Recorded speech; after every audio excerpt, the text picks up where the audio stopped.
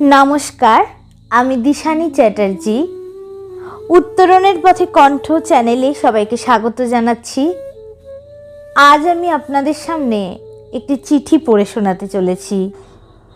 এক সন্তানের কাছে এক বাবার লেখা চিঠি। এই বাবা হলেন একজন চাইল্ড সাইকোলজিস্ট এবং হংকংয়ের প্রখ্যাত টিভি সম্প্রচারকারী। তার কথাগুলো বৃদ্ধ থেকে তরুণ, শিশু, আমাদের সবার জন্যই প্রযোজ্য। আমার মনে হয়েছে জীবনে চলার পথে এই কথাগুলো খুবই প্রয়োজনীয়। তিনি চিঠিতে লিখেছেন, প্রিয় সন্তান, আমি তোমাকে 3টি কারণে এই চিঠিটি লিখছি।